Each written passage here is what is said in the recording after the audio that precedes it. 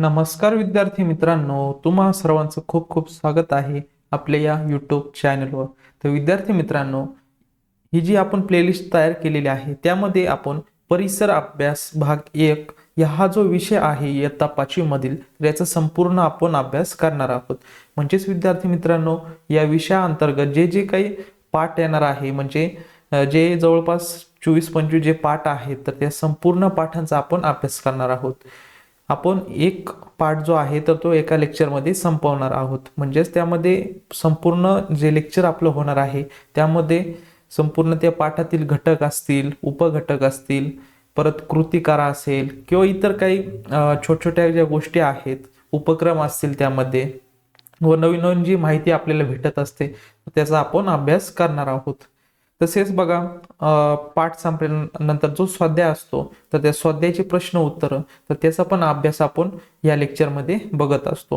म्हणजे एका लेक्चरमध्ये संपूर्ण हे जे घटक आहे तर हे आपण कव्हर करत असतो. तर आतापर्यंत खूप सारे आपले लेक्चर झालेले आहेत. ते जर तुम्हाला लेक्चर बघायचे असतील तर आपल्या यूट्यूब चॅनलवर जाऊन प्लेलिस्ट या सेक्शनमध्ये गेल्यानंतर परिसर अभ्यास भाग 1 इयत्ता 5वी ही जी प्लेलिस्ट आहे तर ही प्लेलिस्ट जर ओपन केली तर त्यामध्ये तुम्ही सिक्वेन्सने पार्ट नंबर 1 पासून तर आतापर्यंत जेवढे पार्ट झालेले आहेत तर त्याचा तुम्ही व्यवस्थित अभ्यास करू शकता. एक पार्ट एका लेक्चरमध्ये आपण संपवलेला आहे. अशा प्रकारे संपूर्ण आपण हे लेक्चर जे आहे तर ते आपण घेणार आहोत. तर आतापर्यंत बघा कोणकोणते लेक्चर झालेले आहेत तर ते बघूयात.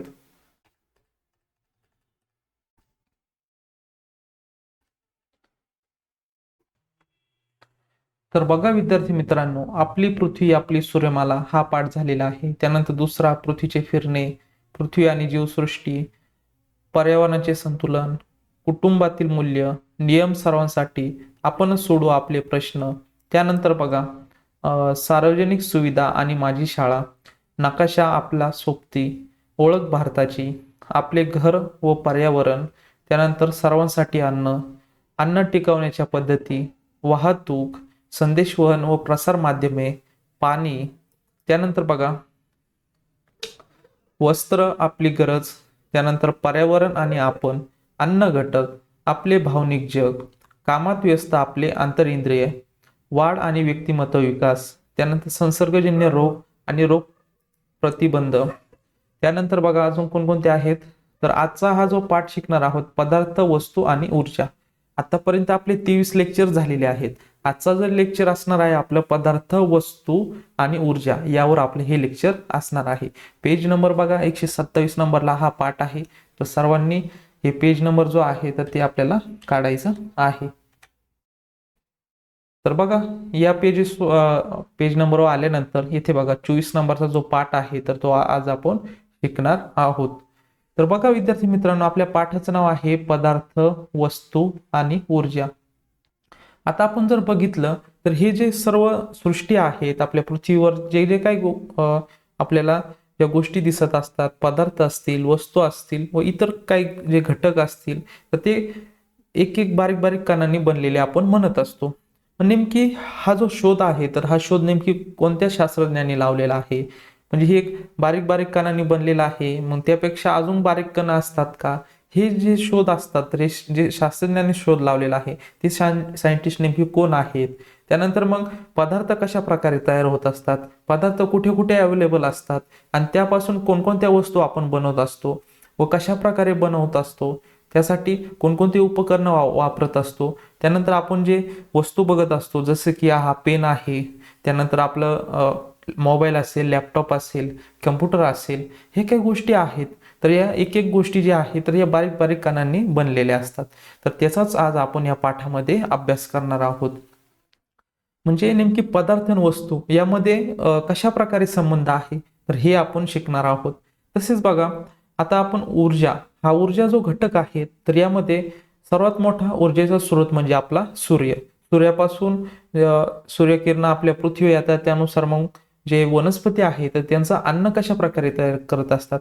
म्हणजे सूर्याची ऊर्जा एकत्र करून जे वनस्पती आहेत म्हणजे त्यांचा उष्णतेचा वापर करून त्याचं कन्व्हर्जन जे आहे तर ते अन्नामध्ये कोण करतात, तर वनस्पती करतात.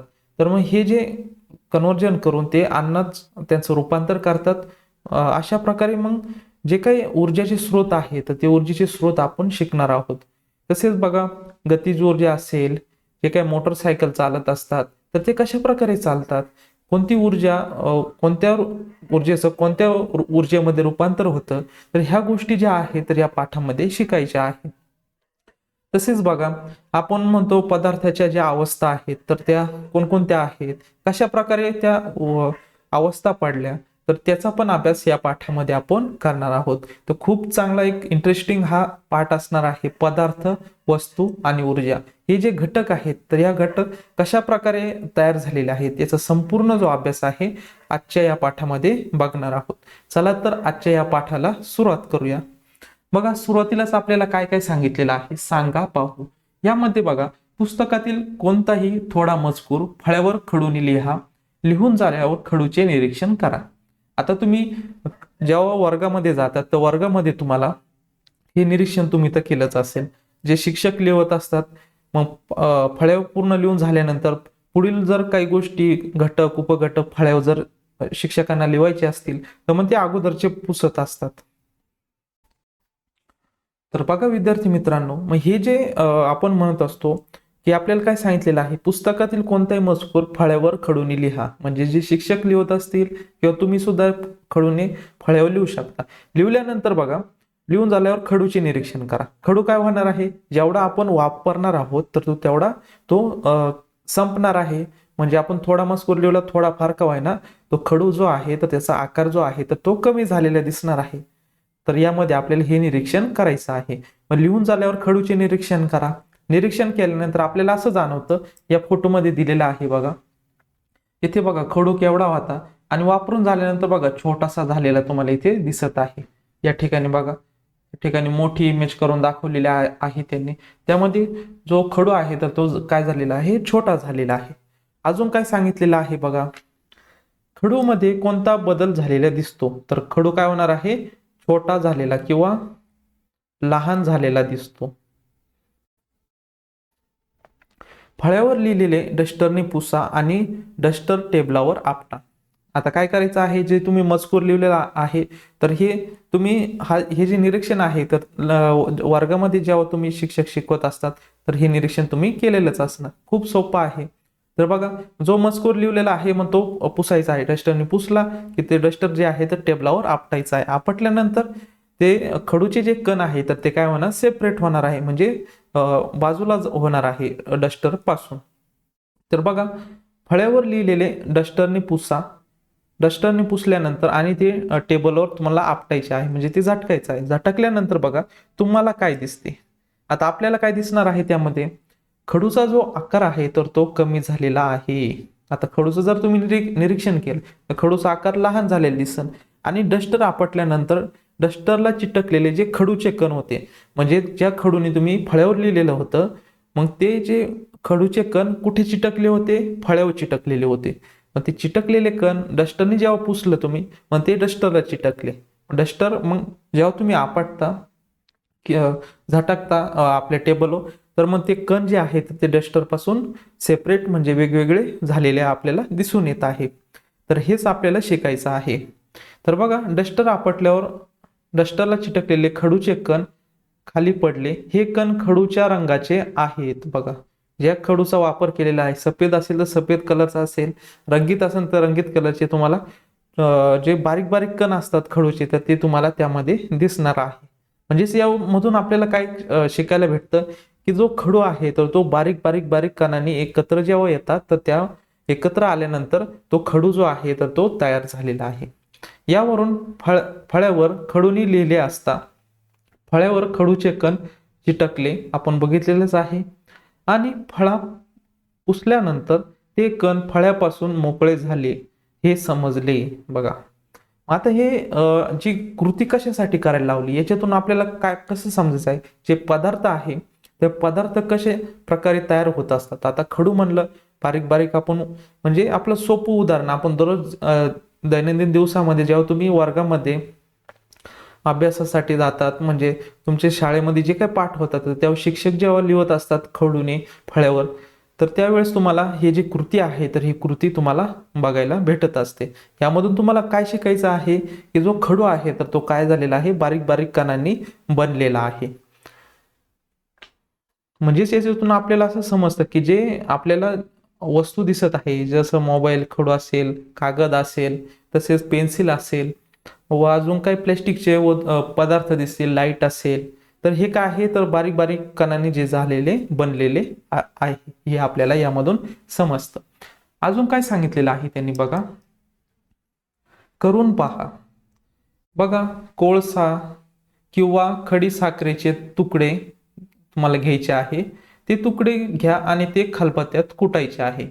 आता कोळसा जर कुटला तर काय होणार आहे, अशी बारीक पूड तयार होणार आहे. म्हणजे खडूची जशी बारीक पूड झालेली होती तर तशाच प्रकारे कोळशाची पण पूड झालेली दिसणार. म्हणजे आपल्याला याच्यातून कळतं की कोळसा जो तयार झालेला आहे तर तो बारीक बारीक कणांनी बनलेला आहे हे आपल्याला समजतं. तसेच बघा, खडी साखर बघा, खडी साखर म्हणजे साखरेचे मोठमोठे जे तुकडे असतात खड्यासारखे, तर त्याला आपण खडी साखर म्हणत असतो. जर त्याचे आपण खलबत्त्यात कुटलं तर ते काय होणार, पिठी साखर होणार. म्हणजे पिठासारखी अशी बारीक अशी काय होणार, रेती साखर झालेली आपल्याला दिसत असते. म्हणजे आपल्याला हे कळतं की खडी साखर जी आहे तर ती बारीक बारीक कणांनी तयार झालेली आपल्याला दिसून येत असतं. तर मग तुमच्या लक्षात काय येणार बघा, तुमच्या लक्षात काय आले तर तुम्हाला काय लक्षात येणार, जेव्हा कोळसा किंवा खडी साखर कुठली असता त्याची पूड होते. बरोबर आहे, पूड म्हणजे काय, बारीक रूपांतर होतं त्याचं. म्हणजेच बारीक कण मिळतात, त्यालाच आपण काय म्हणतो, त्या पूडला बारीक कण आपल्याला तयार झालेले मिळतात. तर अजून काय सांगितलेलं आहे बघा, यामध्ये त्यांनी कृती करून दाखवलेली आहे बघा. कोळशाचे जे तुकडे आहे, कोळशाचे तुकडे खलबत्त्यात कुटणे. यांनी काय केलेलं आहे, कोळसा घेतलेला आहे पहिल्या याच्यात काय घेतलेला आहे, कोळसा. यामध्ये मोठमोठे कोळसे घेतले, त्यानंतर हे खलबत्त्याने काय केलेले आहे, बारीक केलेले आहे. बारीक करत असताना नंतर आपल्याला काय भेटलेले आहे, बारीक पूड भेटलेली आहे या ठिकाणी अशा प्रकारे. मग सेम जेने आता कोळसा वापरलेला आहे त्याऐवजी आपल्याला काय करायचं आहे, साखर वापरायची आहे. साखर जर आपण खलबत्त्याने कुठली बारीक बारीक तिचे कण आपल्याला दिसून येत असतात. म्हणजे डस्टर जसं बारीक बारीक कणांनी बनलेला आहे तसंच कोळसा पण बारीक बारीक कणांनी बनलेला आहे. तसेच साखर पण जी आहे तर ती बारीक बारीक कणांनी बनलेली आहे, आपल्याला याच्यातून समजतं. त्यानंतर बघा पुढे काय सांगितलेलं आहे, आपल्या भोवतालची प्रत्येक पदार्थ जे आहे तर ते सूक्ष्म कणांपासून बनलेला असतो. म्हणजे आपल्या सोबताली जे काही तुम्हाला गोष्टी दिसत असतील, वह्या, पुस्तकं, तुमचे शर्ट्स असेल, कपडे असतील व इतर काही ज्या वस्तू असतील, पेन, पेन्सिल, कंपास, जे सर्व ज्या तुम्हाला तुमच्या डोळ्यांची आता ज्या गोष्टी दिसत आहे सर्व ज्या आहे तर त्या बारीक बारीक कणांनी बनलेल्या असतात. त्यांनाच आपण काय म्हणत असतो, सूक्ष्म कणांनी बनलेले आहे. करवतीने लाकूड कापताना लाकडाचा भुस्सा म्हणजेच लाकडाचे कण खाली पडतात हे तुम्ही पाहिलेले आहे. जेव्हा तुम्ही जो सुतार आहे तर तो सुतार जेव्हा लाकडांपासून खुर्ची असेल, टेबल असेल, हे जेव्हा बनवत असतो, म्हणजे लाकडाची मिलला तुम्ही जर भेट दिली तर मग जे लाकूड आहे, लाकूड जे भेटत असतं आपल्याला ते ओबडधोबड असं, म्हणजे त्याला आकार वगैरे व्यवस्थित नसतो. पण त्याचं बारीक बारीक व्यवस्थित त्याला आकार वगैरे देत असताना, त्यानंतर साईज मध्ये कापत असताना त्याच्यामधून भुस्सा बाहेर आलेला तुम्हाला दिसत असतो. म्हणजेच करवतीने जर तुम्ही एखाद लाकूड कापलं त्याच्यातून भुस्सा किंवा बारीक बारीक जे कण आहे तर ते खाली पडलेले तुम्हाला दिसत असतात. या चित्रामध्ये बघा सेम त्याने दाखवलेलं आहे. हा इथे लाकूड दाखवलेलं आहे बघा. हे जे लाकूड आहे करवतीने तो काय करत आहे, कापत आहेत. करवतीने कापड असताना इथे जे बारीक बारीक कण जे आहे म्हणजेच लाकडाचे कण, यालाच आपण काय म्हणत असतो, सूक्ष्म कण. म्हणजे लाकूड पण काय आहे, सूक्ष्म कणांनी बनलेले आहे. यामधून आपल्याला म्हणजे लाकूड पण सूक्ष्म कणांनी किंवा बारीक बारीक कणांनी बनलेलं आहे हे आपल्याला समजतं. म्हणजे बारीक कण त्यालाच आपण काय म्हणत असतो, विज्ञानाच्या भाषेमध्ये सूक्ष्म कण असे म्हणत असतो. लाकूड कापण्याची ही काय दिलेली आहे त्यांनी चित्र त्यांनी आपल्याला दाखवलेलं आहे. त्यानंतर तशाच प्रकारे बघा, आपण जे तांदूळाचं पीठ असेल त्यापासून पण आपण भाकर बनवत असतो. गव्हाचं पीठ, गहू जे आहे तर ते दळून घेतो, त्याचं पीठ तयार करतो, त्याच्यापासून आपण चपाती तयार करत असतो. बाजरी असेल, बाजरी पण आपण बारीक केल्यानंतर म्हणजे तिचं पिठात रूपांतर केल्यानंतर आपण काय करत असतो, तिची भाकर बनवत असतो. मग हे यामध्ये बघा, जेव्हा आपण दळण करत असतो, दळण करताना यामध्ये आपल्याला दाखवलेलं आहे, वरती जे धान्य आपण टाकतो, खाली ते जात्यामधून दळल्यानंतर इथे बघा आपल्याला काय भेटलेलं आहे, पीठ भेटलेलं आहे. म्हणजे आपल्याला हे समजतं की जे आपण अन्य धान्य जे खातो, तर हे पण कशाने बनलेलं आहे, सूक्ष्म कणांनी किंवा बारीक बारीक कणां एकत्र आल्यानंतर हे अन्न जे आहे तर ते अन्न तयार झालेलं आहे. तर बघा आपल्याला खडूपासून आपण बघितले आहे उदाहरण, खडू असेल, कोळसा असेल, साखर आहे, तुमचा अन्न पदार्थामधील जे धान्य असतात ते पण काय आहे तर ते बारीक बारीक कणांनी बनलेले आहे. यालाच आपण काय म्हणत असतो, सूक्ष्म कण असे म्हणत असतो. म्हणजे सूक्ष्म कणांनी हे अन्नधान्य जे आहे तर ते तयार झालेलं आहे. त्यानंतर बघा पुढे काय माहिती दिलेली आहे,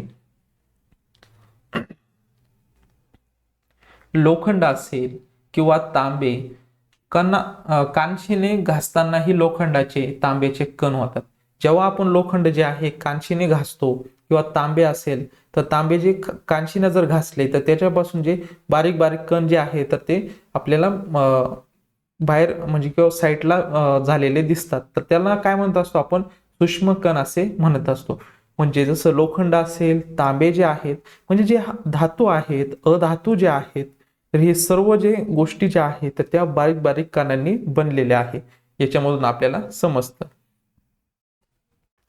त्यानंतर बघा पेन्सिल असेल, खडू असेल, कागद आहे, लाकूड आहे, गव्हाचे दाणे आहेत, लोखंड आहेत, तांबे आहेत, कोळसा आहे, असे सर्व पदार्थ जे आहेत तर ते सूक्ष्म कणांनी बनलेले असतात, हे आपल्याला त्यामधून समजतं. कारण बारीक बारीक आता पिठासारखं म्हणजे बारीक बारीक खडूचं बारीक होतं, कोळसा पण तसंच लोखंड पण होतं बारीक. म्हणजे बारीक बारीक जे कण आहे त्याला आपण काय म्हणत असतो, सूक्ष्म कण म्हणत असतो. आपण असं म्हणू शकतो का, जे काय आपल्याला पदार्थ दिसत आहे आपल्या आजूबाजूला, ज्या गोष्टी दिसत आहेत त्याला आपण पदार्थ म्हणत असतो. हे पदार्थ सूक्ष्म कणांनी बनलेले आहे, यामधून आपल्याला शिकायला भेटलेलं आहे. मग तुम्ही कोणतीही गोष्ट घ्या ती सूक्ष्म कणांनी बनलेली आहे, हे तुम्हाला यामधून आपल्याला सिद्ध झालेलं आहे. त्यानंतर बघा या ठिकाणी बघा, आपल्या डोळ्यांना पदार्थांचे जे लहान लहान कण दिसतात ते देखील अनेक सूक्ष्म कणांनी बनलेले असतात. बघा मग हे जे आपल्याला सूक्ष्म कण जे आहेत ते आपल्याला डोळ्यांनी दिसत नाही. मग सध्या आपण जे उदाहरणं घेतलेले आहे, खडूची पूड बघा, पिठी साखर बघा, कोळशाची पूड बघा, हे काय आहे, बारीक आहे, हे आपल्याला डोळ्यांनी दिसतं, त्याला आपण काय म्हणत असतो, लहान लहान कण म्हणत असतो. परंतु त्यापेक्षा पण ते जे कण आहेत तर ते पण असंख्य अशा कणांनी बनलेले आहे. जो बारीक बारीक कण आपल्याला जो डोळ्यांनी दिसतो तर तो कण सुद्धा काय झालेला आहे, अनेक अशा कणांनी बनलेला आहे. ते असे सर्वात छोटा जो कण असतो त्याला आपण काय म्हणत असतो, सूक्ष्म कण म्हणत असतो. म्हणजे बघा ते सूक्ष्म कण जे आहे तर ते आपल्याला डोळ्यांनी सुद्धा आपल्याला दिसत नाही. तर बघा आपल्याला डोळ्यांनी पदार्थ जे लहान कण दिसतात ते देखील अनेक सूक्ष्म कणांनी बनलेले असतात. हे कण एवढे लहान असतात की म्हणजे जे सूक्ष्म कण जे आहेत ते एवढे लहान असतात की आपल्याला नुसत्या डोळ्यांनी दिसत नाही. बघा मग जे लहान कण आहे या ठिकाणी बघा, हे जे आपण पहिले बारीक पूड केली त्याला आपण लहान कण म्हणत असतो. हे लहान कण आपल्याला डोळ्यांनी दिसतात, परंतु जे सूक्ष्म कण जे आहेत ते सूक्ष्म कण कशाला म्हणतो आपण, जे लहान कण आहे त्याच्यापेक्षा जे लहान कणांमधला एक कण घेतला तर कण जो आहे तर तो असंख्य अशा कणांनी बनलेला आहे. म्हणजे बारीक बारीक जे लहान कणांमध्ये जे बारीक बारीक कण असतात त्याला आपण काय म्हणत असतो, सूक्ष्म कण म्हणत असतो. हे सूक्ष्म कण जे आहे तर ते आपल्याला डोळ्यांनी दिसत नाही. मग बघा एखाद्या पदार्थाचा आपल्याला दिसू शकेल एवढा कण तयार होण्यासाठी त्या पदार्थाचे लाखो कण एकत्र असावे लागतात. बघा मग असंख्य असे सूक्ष्म कण जेव्हा एकत्र येतील तेव्हा एक बारीक कण तयार होणार आहे. म्हणजेच तो जेव्हा बारीक कण तयार होणार आहे, लहान कण तयार होणार आहे, तो आपल्याला डोळ्यांनी दिसणार आहे. पण डोळ्यांनी जे दिसतात आहे तर ते जे कण आहे तर ते असंख्य अशा लाखो कणांनी बनलेले बारीक बारीक कण असतात. तर यामधून आपल्याला कळालं की जे सूक्ष्मकण जे आहे तर ते आपल्याला डोळ्यांनी दिसत नाही. त्यानंतर बघा आपल्याला काय विचारलेलं आहे, जरा डोके चालवा. खिडकीच्या फटीतून उन्हाची तिरीप आली की त्यात लहान कण दिसतात, ते कशाचे असतात? बघा आपण हे उदाहरण समजा सकाळ झाली, सकाळ झाल्यानंतर बघा खिडकीतून जेव्हा सूर्यप्रकाश येत असतो त्यामध्ये आपल्याला असे बारीक बारीक कण दिसतात की ते इकडं तिकडं जाताना आपल्याला दिसत असतात. त्या प्रकाशाचा जो तिरीप असते किंवा झोत असतो प्रकाशाचा, त्यामध्ये आपल्याला काय दिसतात, असे बारीक बारीक कण जे आहेत तर ते वर जाताना खाली जाताना दिसतात. मग हे बारीक बारीक कण काय आहेत तर ते आपण धूळ जे असते आपल्या आजूबाजूला किंवा बारीक बारीक धुळीचे जे बारीक बारीक कण असतात तर ते कण जे आहे तर त्यामध्ये आपल्याला दिसत असतात. मग ते कशाचे बनलेले असतात? धुळीचे सर्वात बारीक कण म्हणत असतो ते त्या कणांपासून ते बनलेले असतात. त्यानंतर बघा, माहित आहे का तुम्हाला, या ठिकाणी बघा माहित आहे का तुम्हाला, यामध्ये बघा सूक्ष्म पदार्थ कणांचे बनलेले असतात. पदार्थ जे आहे तर ते सूक्ष्म कणांनी बनलेले असतात. हे मत कणाद या महर्षींनी मांडलेले आहे. मग बघा कोणते सायंटिस्ट होते, कणाद महर्षी जे आहेत तर त्यांनी हे मत मांडलेलं आहे. जे पदार्थ आहेत तर ते पदार्थ कशाला म्हणायचं, तुम्ही म्हणशाल आपण जे पदार्थ खातो ते पदार्थ नाही, तर जे आपल्याला डोळ्यांनी दिसतात जसं मोबाईल असेल, तुमचं पुस्तक असेल, वही असेल, पेन असेल, पेन्सिल असेल, हे सर्व यांना आपण काय म्हणत असतो, पदार्थ म्हणत असतो. हे सर्व पदार्थ जे आहेत तर ते सूक्ष्म कणांनी बनलेले असतात. मग असं मत कोणी मांडलेलं असेल तर ते सायंटिस्ट आहे कणाद महर्षी जे आहे तर त्यांनी हे असं मत मांडलेलं आहे.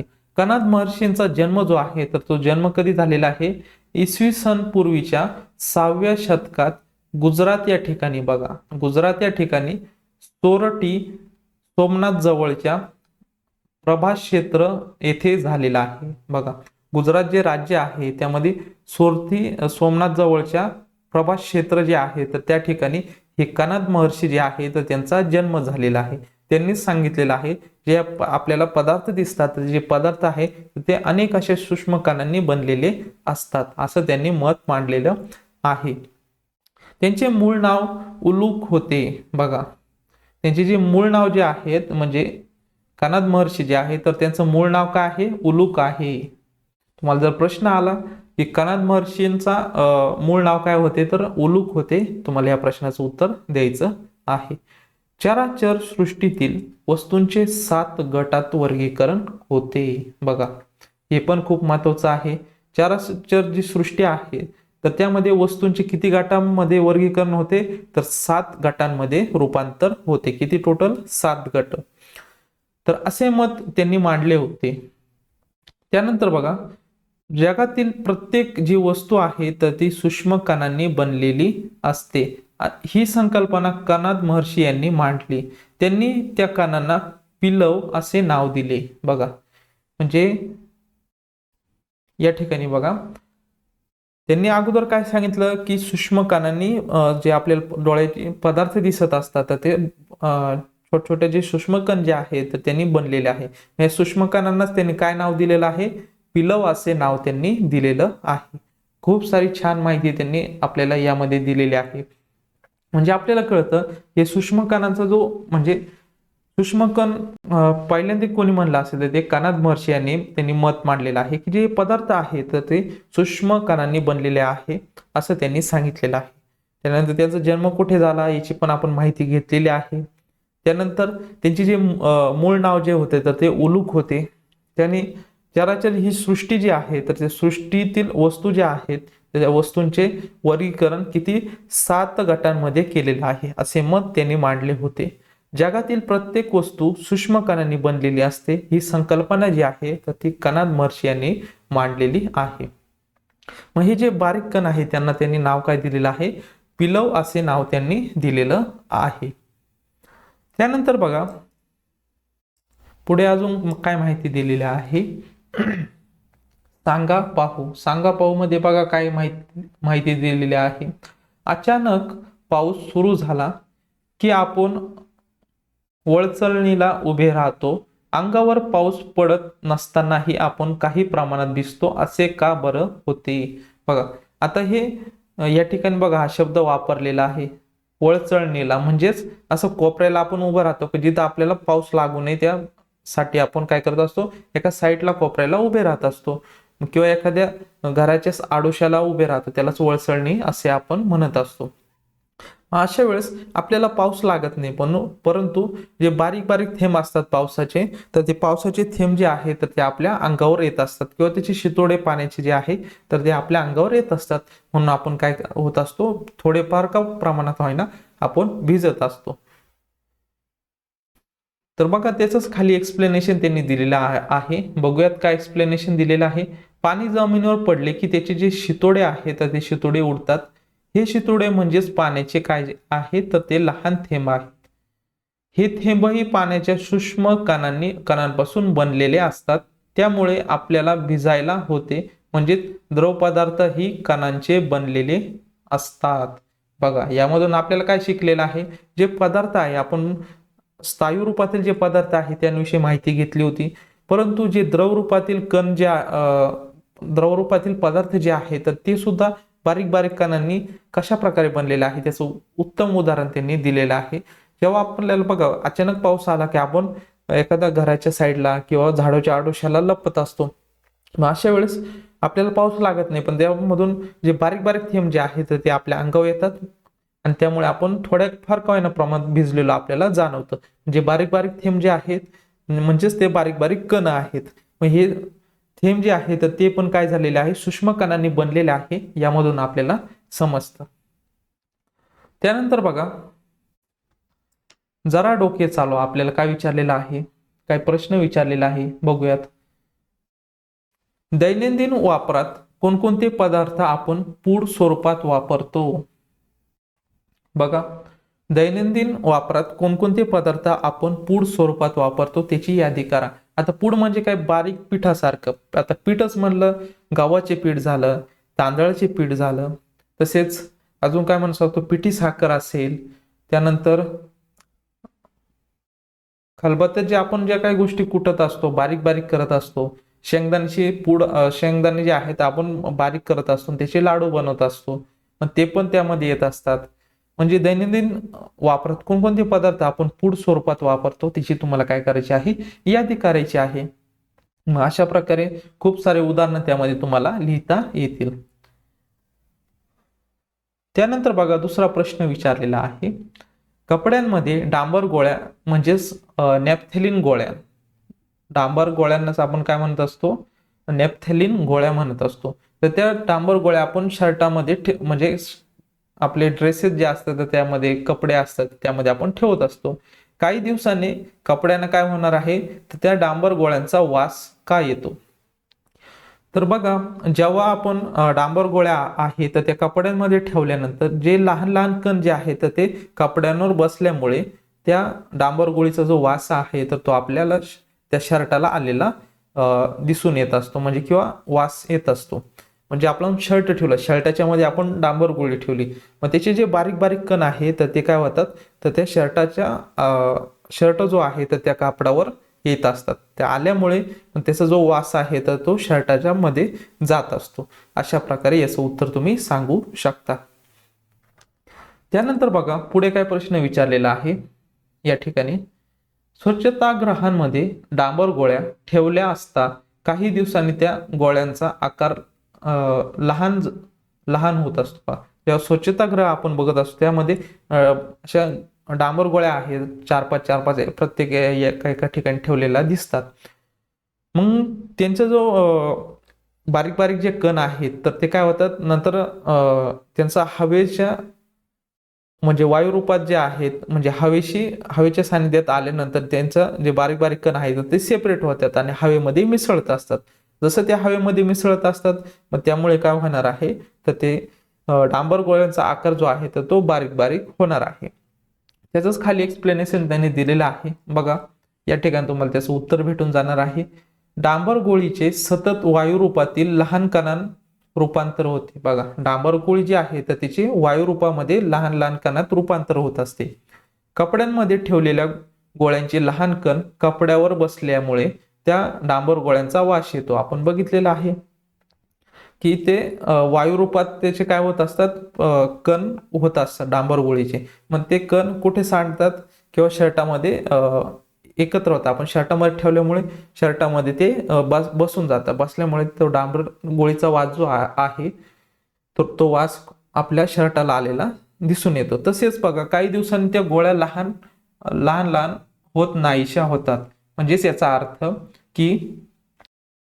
याचाच अर्थ आपण असं सांगू शकतो की ज्या डांबर गोळ्या आहेत ते हवेच्या सानिध्यात आल्यानंतर ते काय होतात, तर बारीक बारीक कणांमध्ये त्याचं रूपांतर होतं. मग त्यामुळे त्यांचा आकार जो आहे तर तो काय होणार आहे, लहान लहान होणार आहे. त्यानंतर बघा, एक मिनिट हा, ओके. रांगोळीच्या कणांचा आकार पिठाप्रमाणे बारीक असतो. बघा तुम्ही रांगोळी बघितलीच असेल, जेव्हा आपल्या घरी सणासुदीच्या दिवशी किंवा आपल्या शाळेमध्ये किंवा कॉलेजेसमध्ये जेव्हा सण साजरे करत असतो किंवा आपण एखादी जन्मतिथी पुण्यतिथी साजरी करत असतो, अशा वेळेस काय करत असतो किंवा काही आपल्या शाळेमध्ये कार्यक्रम असेल अशा वेळेस आपण रांगोळी काढत असतो. तर रांगोळी जी आहेत, रांगोळीच्या कणांचा आकार पिठाप्रमाणे बारीक असतो. रांगोळीचे रंग लहान खड्यांच्या रूपातही असतात. तर बघा रांगोळी कशापासून तयार होते, तर ते जे खडे असतात रांगोळीचे, तर त्यांना बारीक केलं जातं. बारीक केल्यानंतर त्याचं पिठा सारखी बारीक पूड होते. मग तेव्हा आपण छान अशी रांगोळी त्या माध्यमातून काढू शकतो. म्हणजे यामध्ये पण आपल्याला कळलं जी रांगोळी आहे तर ती पण बारीक बारीक कणांनी बनलेली आहे. म्हणजे रांगोळी पण सूक्ष्म कणांनी बनलेला आहे, यामधून आपल्याला समजतं. या ठिकाणी त्याचं एक चित्र पण दिलेलं आहे. या ठिकाणी तुम्हाला रांगोळी दिसते. यामध्ये जे कलर जे भरलेले आहे ते पण रंगीत, जे रांगोळीचे खडे असतात तर त्यांची बारीक पूड केल्यानंतर ते पण रंगीत कलर मध्ये रूपांतर त्याचं होत असतं. त्यानंतर बघा या ठिकाणी जरा डोके चालवा, तुम्हाला काय विचारलेला आहे बघा. यामध्ये बघा तुमच्या जवळ रांगोळी नाही अशा वेळी तुम्ही कोणकोणते पदार्थ घेऊन रांगोळी काढाल. बघा अशा वेळेस आता तुमच्याकडे तर रांगोळी नाही, अशा वेळेस तुम्ही गव्हाचं तांदळाचं पीठ जे आहे तर ते वापरून तुम्ही रांगोळी काढू शकता. आणि त्यामध्ये रंग म्हणून तुम्ही हळदी कुंकू याचा एकत्र करून तुम्ही काय करू शकता, ती रांगोळी जी आहे तर ती रांगोळी काढू शकतात. किंवा त्यामध्ये फुलाच्या पाकळ्या ज्या आहेत तर त्या पाकळ्या टाकून सुद्धा छान प्रकारे तुम्ही रांगोळी काढू शकता. जरी तुमच्याकडे रांगोळी नसली तरी पण तुम्ही पीठ जे आहे तांदळाचं पीठ वापरून किंवा इतर धान्याचं पीठ वापरून तुम्ही काय करू शकतात, रांगोळी काढू शकतात. रांगोळी काढल्यानंतर त्यामध्ये कलर म्हणून तुम्ही हळदी कुंकू, आता आपल्याला हे अवेलेबल असतं देवाऱ्यात असतं तर ते टाकून सुद्धा तुम्ही छान अशी रांगोळी काढू शकता. तसेच तुम्ही फुलांचा वापर करून त्याच्यामध्ये छान प्रकारे पाकळ्या टाकून एकदम छान प्रकारे अशी रांगोळी तुम्ही काढू शकता. त्यानंतर बघा पुढे काय सांगितलेलं आहे, पदार्थाच्या अवस्था. आता पुढील आपण घटक शिकूयात, पदार्थाच्या अवस्था. म्हणजे हे जे पदार्थ आहेत आपण बघितलेले आहे, पदार्थ सूक्ष्म कणांनी बनलेले असतात. मग त्यासाठी आपल्याला पदार्थाच्या कोणकोणत्या अवस्था आहेत तर त्या अवस्था आपल्याला पहिलं शिकणं महत्वाचं आहे. तर निसर्गात बघा पाणी जे आहे तर पाणी हे स्थायू, द्रव, वायू अशा तिन्ही अवस्थांमध्ये आढळते. अवस्था बदलली तरी त्या तीनही अवस्थांमध्ये पाण्याचा प्रत्येक कण जो आहे तर तो एकसारखा असतो. तथापि स्थायू, द्रव आणि वायू या अवस्थांमध्ये त्याची मांडणी वेगवेगळी असते. आता पदार्थाची अवस्था कोणकोणत्या असतात, महत्वाचं म्हणजे स्थायू. तुम्हाला याच्यावर प्रश्न येऊ शकतो, पदार्थाच्या अवस्था कोणकोणत्या, स्थायू, द्रव आणि वायू. आता आपण पाण्याचंच एक्झाम्पल काय घेतलं तर ते आपल्याला व्यवस्थित समजणार आहे आणि अवेलेबल पण असतं आपल्याकडं. तर बघा पाणी जर आपल्याला स्थायू रूपात म्हणलं तर त्याचा बर्फ असतो, द्रव रूपात पाणीच असतं आणि वायू रूपात त्याची वाफ होत असते. म्हणजेच आपण जे ढग बघत असतो तर ते वाफेचे कणांपासून बनलेले असतात. तर मग यांचा जो संबंध आहे तर यामध्ये बघा पाणी प्रत्येक कण, पाण्यातील प्रत्येक कण जो आहे तर तो एकसारखाच असतो. कोणत्याही रूपात बर्फ असेल, पाणी असेल, वाफ असेल, यामध्ये कण एकसारखा असतो. तथापि स्थायू, द्रव, वायू या अवस्थांमध्ये त्याची मांडणी जी आहे तर ती वेगवेगळी असते. पाण्यात कशी मांडणी वेगळी आहे, बर्फामध्ये मांडणी वेगळी आहे, परंतु जे कण आहे तर ते प्रत्येकामध्ये सारखेच असतात. आता यामध्ये बघा, यामध्ये पदार्थ तुम्हाला दिलेले आहे. या ठिकाणी तुम्हाला बर्फ दिसत आहे, हा बर्फ आहे, हा पाणी आहे. खाली बघा स्थायू रूपातील कण. आता हा बर्फ जो आहे तर तो काय आहे, स्थायू रूपातील आहे. तर यामधील कणांची रचना बघा, कण जे आहे तर एकसारखे आहे. बघा तुम्हाला ही साईज बघा सारखी दिसणार आहे, परंतु त्यांची मांडणी जी आहे तर याची मांडणी बघा एकसारखी दिसते आहे स्थायूची. तसंच द्रव मधील बघा जी मांडणी आहे तर ती मांडणी वेगळ्या प्रकारची आहे. म्हणजे याच्यातून आपल्याला एवढं समजतं की जे कण आहे तर ते कण म्हणजेच या ठिकाणी मग प्रत्येक त्याचा कण जो आहे तर तो एकसारखा असतो, परंतु त्याची मांडणी जी आहे तर ती वेगवेगळी दिसते. म्हणजे स्थायूमधील मांडणी जी आहे तर ती वेगळी दिसते आणि द्रवामधील मांडणी वेगळी दिसते. परंतु जे बारीक बारीक कण जे आहेत म्हणजे त्याला आपण काय म्हणतो, प्रत्येक कण जो आहे तर तो एकसारखाच असतो. तशाच प्रकारे बघा वायूमधील कण जे आहेत बघा, हे जे ढग आहे तर ते वायू रूपाचं एक चांगलं उदाहरण आहे. पाण्याची जेव्हा वाफ होते तर त्याचे ढग बनत असतात.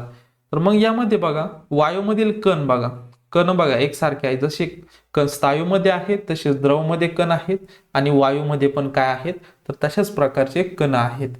परंतु बघा तिची मांडणी बघा, स्थायूमध्ये एकसारखी आहे, द्रव रूपात वेगवेगळी आहे आणि वायू रूपामध्ये कमी प्रमाणात आहे. म्हणजे याची मांडणी जी आहे तर ती वेगवेगळी असते. यामधून आपल्याला समजलं. त्यामुळे बघा बर्फ असेल, म्हणजे त्यामुळे बर्फ, पाणी आणि बाष्प यांच्या गुणधर्मातही फरक दिसून येतो. बघा आता एक कण जे आहे तर ते त्याची मांडणी जी आहे तर ती वेगवेगळी असते. म्हणजेच मांडणी वेगळी असल्यामुळे त्यांचे जे गुणधर्म आहे तर त्या गुणधर्मामध्ये पण आपल्याला फरक दिसून येत असतो. निसर्गात आढळणारे सर्व पदार्थ कणरूप असतात. पण खूप सारे याचे उदाहरण घेतलेले आहे. जे सर्व पदार्थ आहे तुम्हाला डोळ्याने दिसतात तर ते सर्व पदार्थ काय आहे, कण रूपी असतात, म्हणजे कणांनी बनलेले असतात. सामान्यपणे प्रत्येक पदार्थ एका ठराविक अवस्थेत असतो.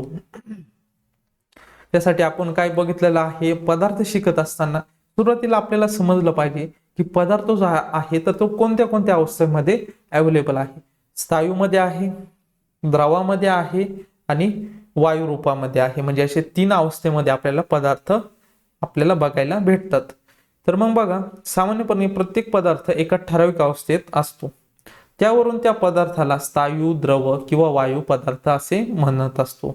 आता उदाहरणार्थ बघा, उदाहरणार्थ ॲल्युमिनियम दिलेला आहे. ॲल्युमिनियम, कोळसा हे काय आहे तर ते स्थायू पदार्थ आहे.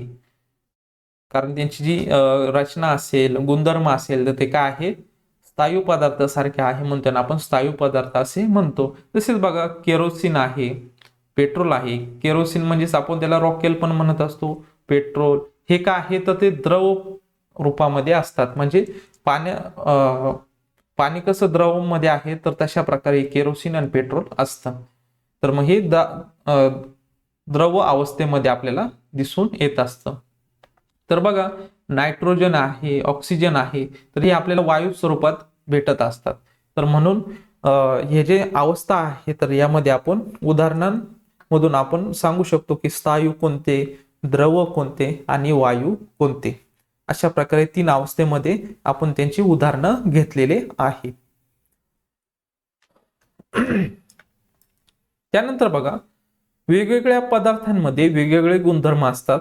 पदार्थामध्ये कठीणपणा, पारदर्शकता, रंग, वास, चव, पाण्यात विरघळणे असे विविध गुणधर्म आपल्याला दिसून येत असतात.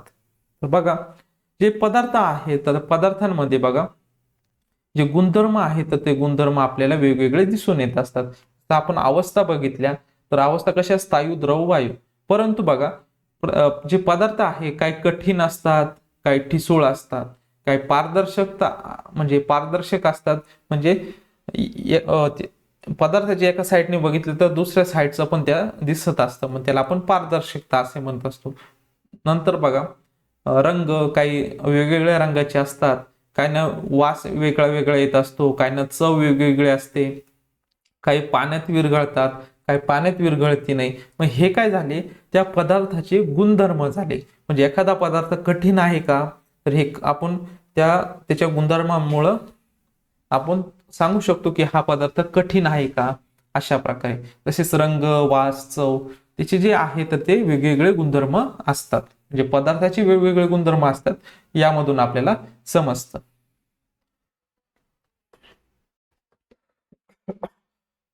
पदार्थ आणि वस्तू. बघा विद्यार्थी मित्रांनो, पदार्थ आणि वस्तू. आता नेमकी पदार्थ आणि वस्तू ज्या आहेत तर यांचं रिलेशन एकमेकांसोबत कसं असतं, म्हणजे संबंध कशा प्रकारे आहे पदार्थ आणि वस्तू. नेमकी पदार्थ कशाला म्हणायचं, आपल्या आजूबाजूला जे काही आपल्याला दिसत आहे, ज्या छोट्या छोट्या गोष्टी, मोबाईल असेल, लॅपटॉप असेल, पेन, मोबाईल, खुर्ची असेल, टेबल असेल, परत बल्ब असतील लाईटीचे, किंवा इतर काही ज्या गोष्टी तुम्हाला भौतिक दिसत आहे तर त्या काय आहेत, तर ते सर्व पदार्थ आहेत. मग या पदार्थापासून आपण वस्तू कशा प्रकारे बनवत असतो, म्हणजे एखादी ठराविक गोष्ट, जसं आपण म्हणत असतो बारीक बारीक कणांपासून आपण काय म्हणत असतो, तर पदार्थ तयार होतात. पदार्थाचा वापर करून आपण चांगल्या चांगल्या वस्तू बनवत असतो. त्याचाच आता या पाठामध्ये आपण अभ्यास करणार आहोत. तर बघा, सांगा पाहू काय विचारलेलं आहे आपल्याला. अस्मिता माठ आणण्यासाठी गेली होती. आता माठ म्हणजे काय, तर बघा पाणी थंड होण्यासाठी आपण उन्हाळ्यात काय करत असतो, माठ घेत असतो, जेणेकरून गरम पाणी होऊ नये, आपल्याला उन्हाळ्यात गार पाणी प्यायला मिळण्यासाठी आपण माठ वापरत असतो. मग ही जी अस्मिता आहे तर ती अस्मिता माठ आणण्यासाठी गेली होती. तिने विकायला ठेवलेल्या अनेक वस्तू पाहिल्या. या सर्वांमधून तिला हवा होता तसा तिने माठ तिने कशावरून ओळखला. बघा, तिला जो माठ लागत होता तिला कशामुळे ओळखला, कारण त्याचा जो आकार आहे त्या आकारावरून तिने ओळखलेला असेल.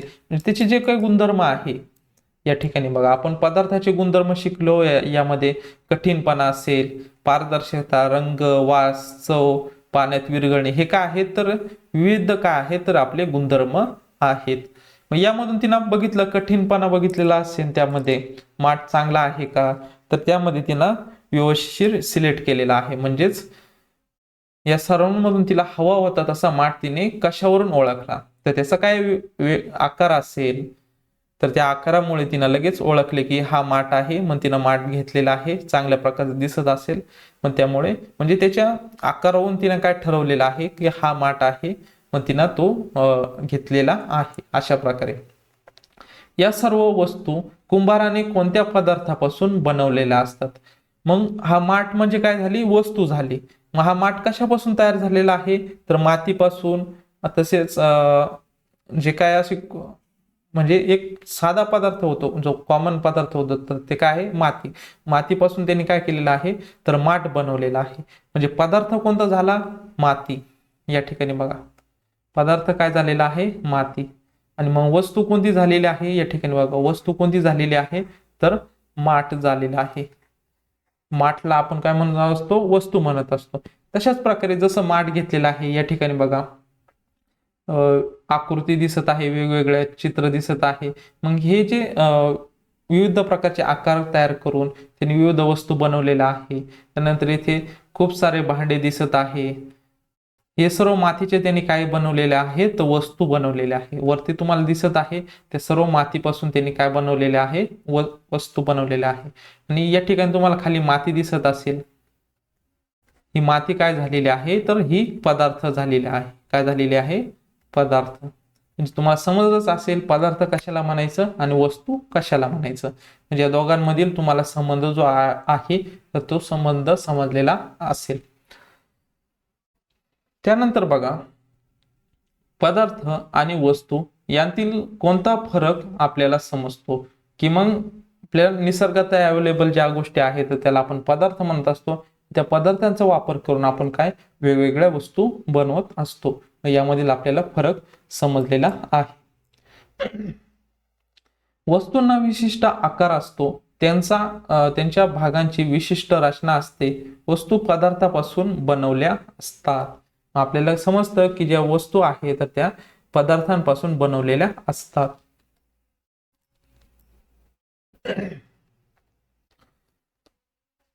तर या ठिकाणी काही तुम्हाला चित्र दिसत आहे स्क्रीनवर. तुम्हाला बघा बॅट दिसत आहे या ठिकाणी. या ठिकाणी बॅट आहे, त्या ठिकाणी फळ्या आहेत, या ठिकाणी खुर्ची असेल, त्यानंतर या ठिकाणी टेबल आहे. आता हे ज्या गोष्टी आहेत तर ह्या गोष्टी कशापासून बनलेल्या आहेत तर या लाकडापासून. बघा हा जो लाकूड आहे तर या लाकडापासून या वस्तू बनलेल्या आहेत. आता यामध्ये सांगा पदार्थ कोणता आणि वस्तू कोणत्या. तर आता आपण जसं मातीचं उदाहरण घेतलं तशाच प्रकारे आपण लाकडाचं उदाहरण घेऊयात. आणि यामध्ये मला सांगा की पदार्थ कोणता आणि वस्तू कोणत्या. तर यामध्ये आपल्याला निसर्गात जे मिळलेलं आहे तर ते लाकूड जे आहे तर ते काय असणार आहे, पदार्थ असणार आहे. काय असणार आहे, पदार्थ असणार आहे. आणि बाकीचे जे आहेत बॅट असेल, टेबल असेल, ह्या फळ्या आहेत, खुर्च्या आहेत, मग लाकडाचा वापर करून आपण काय बनवलेलं आहे, ह्या चारी ज्या आहेत, इथे 1 नंबर, इथं 2, 3 नंबरची खुर्ची, त्यानंतर 4 नंबर, हे काय आहे तर वस्तू आहेत. म्हणजे यामधून आपल्याला समजलं की पदार्थाचा वापर करून आपण काय करत असतो, वस्तू बनवत असतो. वरील सर्व वस्तू कोणत्या पदार्थापासून बनलेल्या आहेत. आता वर दिलेल्या ज्या वस्तू, आता वस्तू कोणत्या आहेत तर आपण बघितलं हा पदार्थ आहे आणि वरती वस्तू आहे. मग या वस्तू कशापासून बनलेल्या आहेत तर कशापासून बनलेल्या आहे, या प्रश्नाचं उत्तर असणार आहे लाकूड. मग वरील सर्व वस्तू ज्या आहेत तर ते लाकूड या पदार्थापासून बनलेल्या आहेत. आता आपल्याला यामधून समजलं की पदार्थ कशाला म्हणायचं आणि वस्तू कशाला म्हणायचं. यावरून तुम्हाला ह्या कन्सेप्ट ज्या आहेत त्या कन्सेप्ट व्यवस्थित समजल्या असेल. त्यानंतर आपल्या पाठामध्ये आपलं पाठाचं नाव काय होतं, पदार्थ, वस्तू आणि ऊर्जा. आतापर्यंत आपण पदार्थ आणि वस्तू ज्या आहेत तर हे आपण व्यवस्थित समजलेलं आहे. पदार्थ कशापासून बनलेले असतात, त्यानंतर मग पदार्थाचा वापर करून आपण काय बनवत असतो, वस्तू बनवत असतो, हे आतापर्यंत आपण शिकलेलो आहोत. त्यानंतर आता पुढील घटक शिकूयात, ऊर्जा. आता नेमकी ऊर्जा कशाला म्हणायचं. आपल्याला माहित आहे की या निसर्गामध्ये, या पृथ्वीमध्ये, पृथ्वी तलावर सर्वात मोठा ऊर्जेचा स्रोत जो आहे तर तो काय आहे, सूर्य आहे. सूर्यामुळे खूप सारे आपण ऊर्जा जी आहे तर ती ऊर्जा तयार करत असतो. म्हणजेच वनस्पतीचं उदाहरण घेतलं तर त्यांचं ते अन्न, म्हणजे सूर्याची जी ऊर्जा आहे तर त्या ऊर्जेचा वापर करून ते काय करत असतात, अन्न बनवत असतात. मग या वनस्पती आपण काय करत असतो, अन्न म्हणून खात असतो, त्याचं धान्य बनवत असतो, काही फळांच्या रूपात आपल्याला ते अन्न जे आहे तर ते ग्रहण करायला भेटत असतं. मग तशाच प्रकारे इतर पण काही ऊर्जा आहेत, इंधन असतील, तसेच काही गॅसेस असतील, तर त्या इंधन, गॅसेस, तसेच लिक्विडमध्ये कोणकोणते पदार्थ अवेलेबल आहेत, तर या सर्वांचा अभ्यास आपल्याला या ऊर्जा घटकामध्ये शिकायचा आहे. तर यामध्ये बघा विविध पदार्थापासून अनेक उपयुक्त वस्तू बनवतो. बघा विविध पदार्थांपासून आपण अनेक उपयुक्त अशा वस्तू आपण बनवत असतो. आपल्याला समजलेलंच आहे पदार्थापासून आपण वस्तू बनवत असतो. पदार्थाचा एक महत्वाचा उपयोग म्हणजे पदार्थापासून ऊर्जा मिळते. बघा जे पदार्थ आहेत तर त्या पदार्थांपासून उपयोग काय होतो, तर आपल्याला काय भेटत असते, ऊर्जा भेटत असते. तर त्याचं उदाहरण घेऊयात. पदार्थ म्हणजे कोणकोणते, कोळसा असेल, कोळसाचा जर आपण वापर केला, उपयोग केला, त्यापासून ऊर्जा भेटेल का तर भेटणार आहे. त्याच प्रकारे काही उदाहरणं दिलेली आहेत तर ते बघूयात. एक गाडी उभी आहे, तिच्यात इंधन भरले. आता इंधन म्हणजेच काय, पदार्थ आहे. इंधनालाच आपण काय म्हणत असतो, पदार्थ म्हणत असतो. मग हा पदार्थ गाडीमध्ये टाकला, परंतु ती पुढे चालू शकत नाही, असे का. बघा एक गाडी उभी आहे, तिच्यात इंधन भरले आहे, परंतु ती पुढे चालू शकत नाही, असे का. मग इंधन तर टाकलेलं आहे, परंतु त्या इंधनाचं रूपांतर गतीज ऊर्जेमध्ये केलं पाहिजे. त्यासाठी काय लागणार आहे? मशीन लागणार आहे. ते मशीन काय करणार आहे? इंधनाचं रूपांतर म्हणजे गतीज ऊर्जेमध्ये करणार आहे. म्हणजे एका ऊर्जेचं रूपांतर दुसऱ्या ऊर्जेचे रूपांतर केल्यानंतर मग ती गाडी जी आहे तर ती गाडी चालू होणार आहे. म्हणजे याचं उत्तर जे आहे तर ते अशा प्रकारे तुम्हाला द्यायचं आहे. मग ती उभीच राहणार आहे, कारण तिचं रूपांतर जे इंधन आहे, इंधनाचं रूपांतर जेव्हा गतीज ऊर्जेत होणार तेव्हाच ती गाडी जी आहे तर ती गाडी चालणार आहे. त्यानंतर बघा, आपण खूप अंतर धावलो तर आपल्याला थकवा येतो, आपल्याला थांबावे लागते, असे का? तर बघा, जेव्हा आपण शाळेमध्ये खूप साऱ्या स्पर्धा असतात, तालुकास्तरीय, जिल्हास्तरीय वेगवेगळ्या स्पर्धा ज्या आहेत तर ते होत असतात. त्यामध्ये 100 मीटर धावणे, 1600 मीटर धावणे, 1 किलोमीटर धावणे, अशा खूप साऱ्या किलोमीटर, 5 किलोमीटर धावणे, अशा खूप साऱ्या स्पर्धा होत असतात. किंवा तुम्ही बेल झाल्यानंतर बघा, जेवणाची सुट्टी झाल्यानंतर, जेवण केल्यानंतर खेळतात, एकमेकांना पकडतात, पकडापकडी खेळत असतात. तर यामध्ये बघा, खूप सारं धावल्यानंतर तुम्हाला थकवा जाणवतो. म्हणजे तुमच्या शरीरामध्ये जे इंधन आहे, म्हणजे जी ऊर्जा आहे तर ती ऊर्जा संपलेली तुम्हाला काय होते? जाणवत असते. म्हणजेच आपल्याला थांबावे लागते असे होत असते. म्हणजे आपली जी ऊर्जा आहे तर ती ऊर्जा संपलेली आपल्याला जाणवत असते. मग त्यामुळे आपल्याला जो थकवा आहे तर थकवा आलेला आपल्याला त्यामध्ये दिसून येत असतो. या ठिकाणी त्या चित्रामध्ये असंच दिलेलं आहे बघा, या 2 मुली आहे, पकडापकडी खेळत आहे. या मुलीला दम लागलेला आहे, म्हणजेच थकवा आलेला आहे, म्हणून ती थांबलेली आहे. त्यानंतर बघा, काम म्हणजेच कार्य. जे आपण काम करतो त्यालाच आपण काय म्हणत असतो? विज्ञानाच्या भाषेमध्ये कार्य म्हणत असतो. कार्य करण्याच्या क्षमतेला ऊर्जा म्हणत असतो. म्हणजे जेवढं आपण कार्य करतो तेच आपण काय करतो? ऊर्जा वापरत असतो. म्हणजे कार्य करण्याच्या क्षमतेला आपण काय म्हणू शकतो? ऊर्जा म्हणू शकतो. म्हणजे काम म्हणजेच कार्य, आणि कार्य करण्याच्या क्षमतेला आपण काय म्हणत असतो? ऊर्जा असे म्हणत असतो. म्हणजे ऊर्जा म्हणजे काय? तुम्हाला जर असा प्रश्न आला तर तुम्ही याचं उत्तर लिहू शकता. त्यानंतर बघा, मोटार गाडीतील पेट्रोल किंवा डिझेलच्या ज्वलनातून कार्य करण्याची क्षमता म्हणजेच ऊर्जा मुक्त होते. बघा, मोटार गाडीतील पेट्रोल किंवा डिझेलच्या ज्वलनातून कार्य करण्याच्या क्षमता जी आहेत म्हणजेच तिला आपण काय म्हणतो? म्हणजेच ऊर्जा मुक्त होते असे म्हणत असतो. त्यानंतर बघा, पेट्रोल संपले किंवा त्याचे ज्वलन थांबले की ती गाडीही थांबत असते. जसं आपण म्हणत असतो, आपली अंगात जेवढी ताकद आहे किंवा ऊर्जा आहे, जेव्हा आपण पळतो पळतो एक वेळ असा येतो की आपल्याला थकवा जाणवतो. म्हणजे जी आपली ऊर्जा आहे तर ती ऊर्जा संपलेली आपल्याला जाणवत असते. म्हणजे पेट्रोल संपले किंवा त्याचे ज्वलन थांबले की गाडीही थांबते. ज्वलनातून उष्णतेच्या स्वरूपात ऊर्जा मिळते. बघा, ज्वलनातून उष्णतेच्या स्वरूपात काय मिळत असते? ऊर्जा मिळत असते. आपल्या शरीरात काही पदार्थाच्या ज्वलनातून ऊर्जा निर्माण होते, हे तुम्ही शिकला आहात. बघा, जसं वस्तूंचं जे आहे, गाडीचं आहे, मोटरसायकलचं जसं आहे, तसं आपल्या शरीराचं पण आहे. काही पदार्थापासून ज्वलनातून ऊर्जा निर्माण होते, हे तुम्ही शिकला आहात. म्हणजे शरीरामध्ये सुद्धा आपल्याला ऊर्जेची गरज असते, हे आपण यामधून शिकलेलो आहोत. जसं गाडीला, मोटरसायकलला पेट्रोल डिझेलची गरज असते, तसं आपल्या शरीराला पण ऊर्जेची गरज असते. ते आपण अन्नपदार्थामार्फत मिळवत असतो.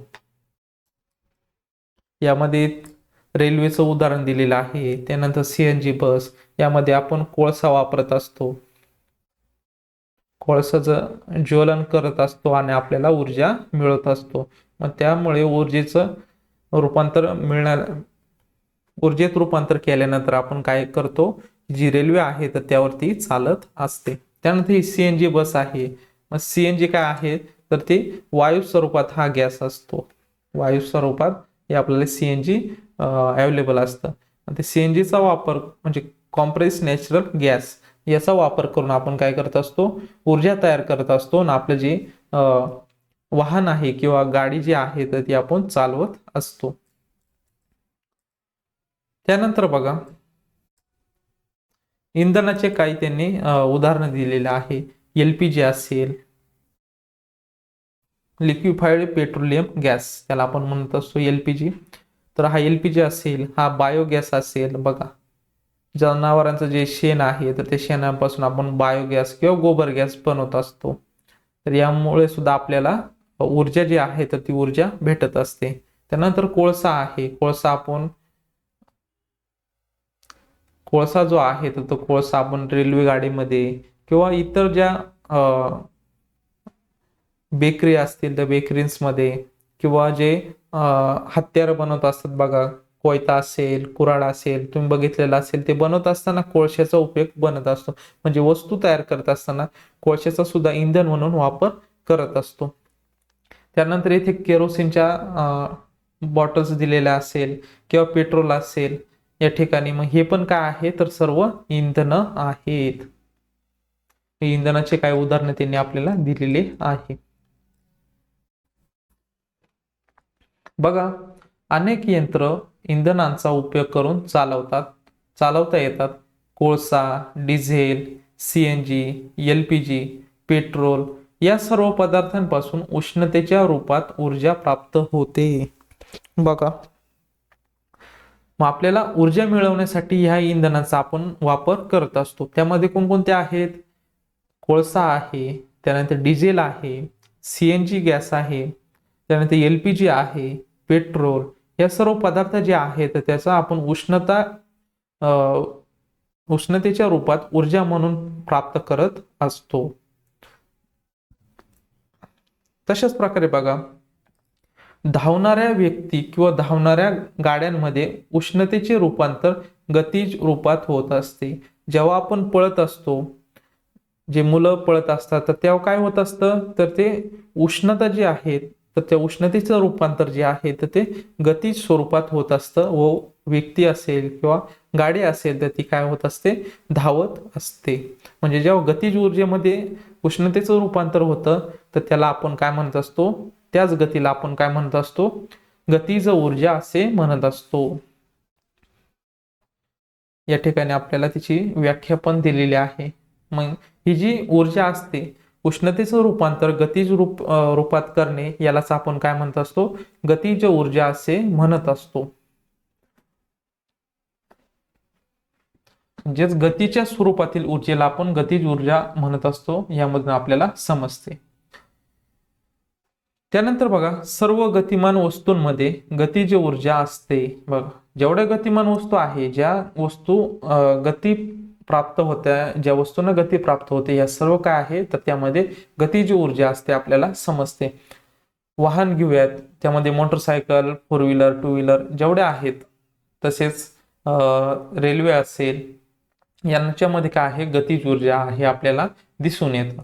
उदाहरणार्थ बघा वाहत्या वाऱ्यामुळे पवनचक्क्यांची पाती फिरतात. बघा पवनचक्क्याची जी पात्या आहेत तर यामध्ये काय आहे तर गतिज ऊर्जा आहे आपल्याला समजतं. तसेच शिडाच्या बोटी, आता ह्या ज्या फोटोमध्ये दिलेल्या आहेत तर त्या काय आहे, शिडाच्या बोटी आहेत. तसेच आकाशातील ढग आहेत. आकाशातील ढग बघा वारा ज्या वेगाने आला का ते ढग काय होतात, एका ठिकाणाहून दुसऱ्या ठिकाणी जात असतात. म्हणजेच ढगामध्ये सुद्धा गतिज ऊर्जा आहे तर हे आपल्याला समजून येतं. ही कार्य वाऱ्यातील बघा गतिज ऊर्जेमुळे शक्य होतात.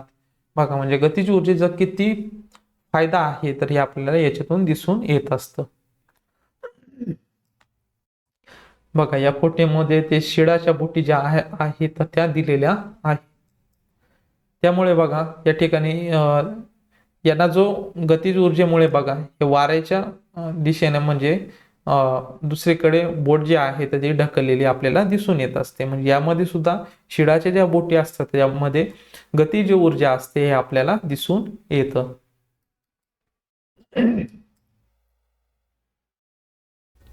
त्यानंतर आता पुढे बघूयात गतिज ऊर्जेमुळे चालणारी आणखी कोणकोणती यंत्रे तुम्हाला माहीत आहेत, त्यांना कशापासून ऊर्जा मिळते हे तुम्हाला याचं उत्तर जे आहे तर ते लिहायचं आहे.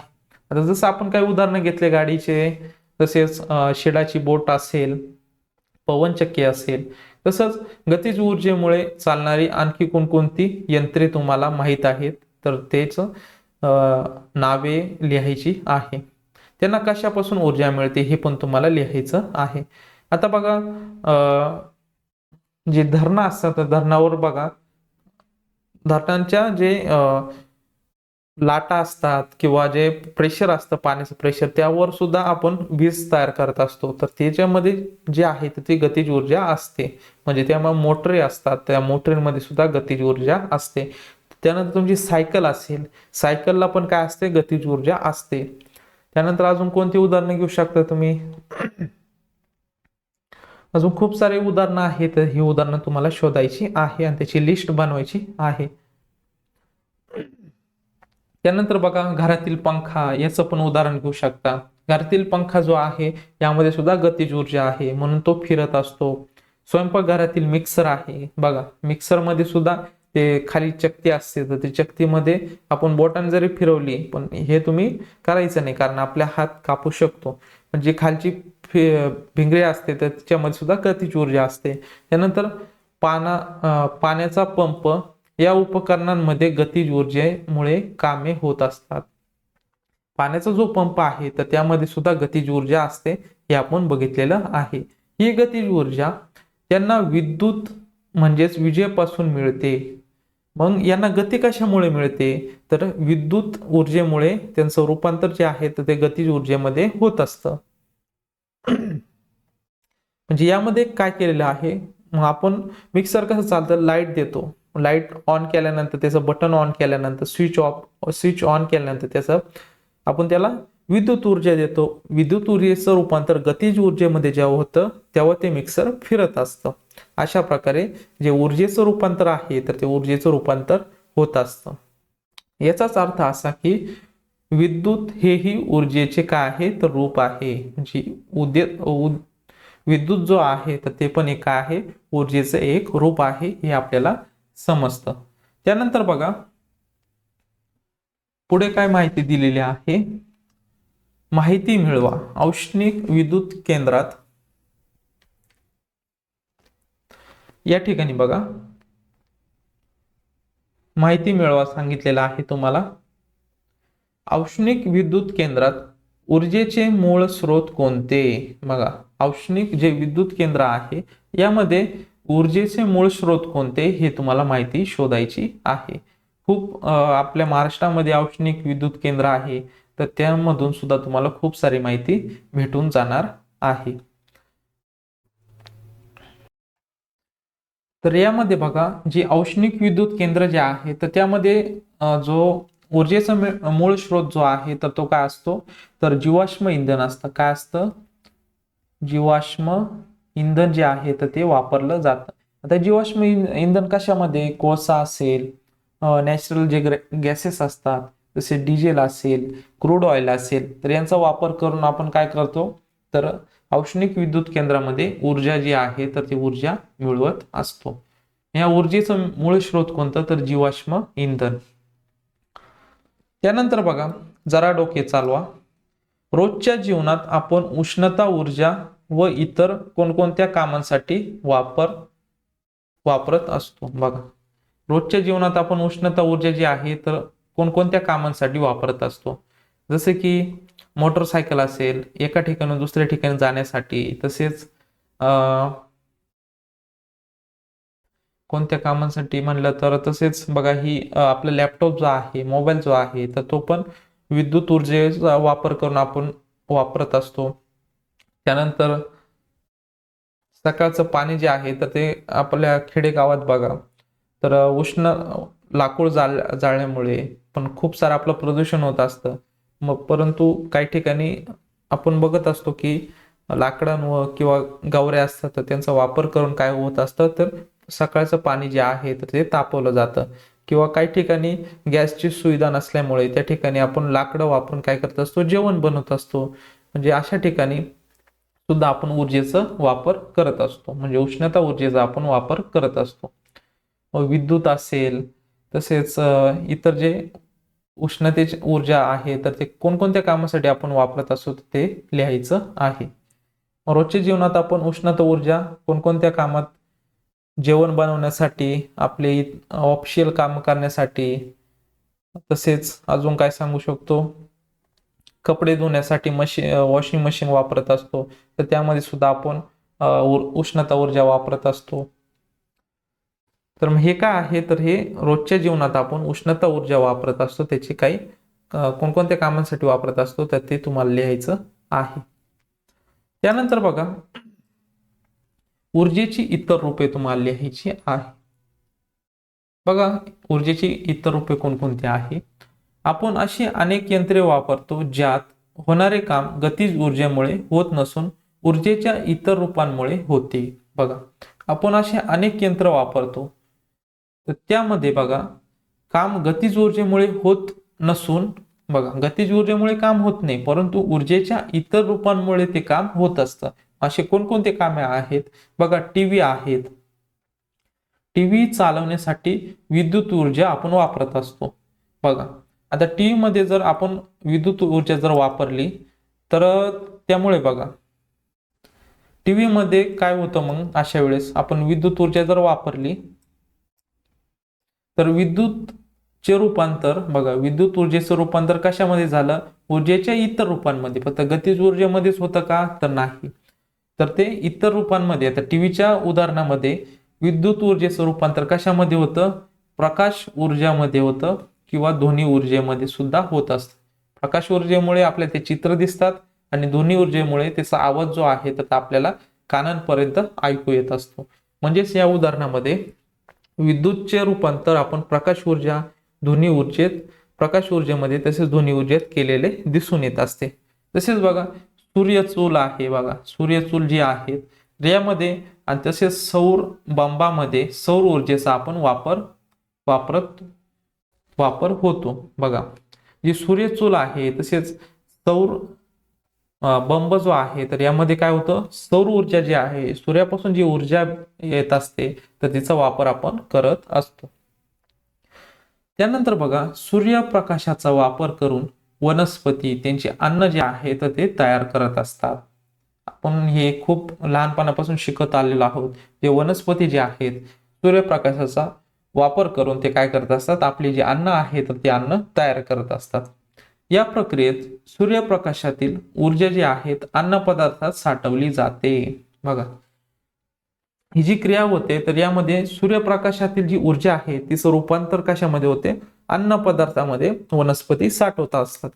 याच अन्न पदार्थाच्या ज्वलनातून आपल्याला कामे करण्यासाठी काय भेटत असते, ऊर्जा भेटत असते. बघा, हे जे अन्न पदार्थ आहे तर या अन्न पदार्थाच्या ज्वलनातून मग आपल्याला काय भेटत असते, आपल्या शरीराला जे आहे तर ती ऊर्जा भेटत असते. यामध्ये बघा, कोळसा, खनिज तेल, बघा कोळसा, खनिज तेल हे इंधन पदार्थ आपण जाळतो तेव्हा त्यातील साठलेल्या ऊर्जेचे रूपांतर उष्णता ऊर्जेत होते. बघा, अशा वेळेस काय होते, बघा कोळसा असेल, खनिज तेल असेल किंवा इतर जे इंधन पदार्थ आहे आपण जाळतो त्यातील साठलेली जी ऊर्जा आहे, कोळशामध्ये काय ऊर्जा असेल किंवा काय खनिज तेल असतात तर त्यामध्ये पण काय ऊर्जा असते साठवून ठेवलेली, मग त्या ऊर्जेचं रूपांतर कशात होतं, उष्णता ऊर्जेमध्ये त्याचं रूपांतर होत असतं. बघा, साठवलेली ऊर्जा तिचं रूपांतर उष्णता ऊर्जेमध्ये होत असतं. मग आता ऊर्जेचे स्रोत कोणकोणते, मग आपल्याला प्रश्नच पडतो की ऊर्जा जे आपण म्हणतो ऊर्जा भेटत असते, मग याचे नेमके कोणकोणते स्रोत असतात.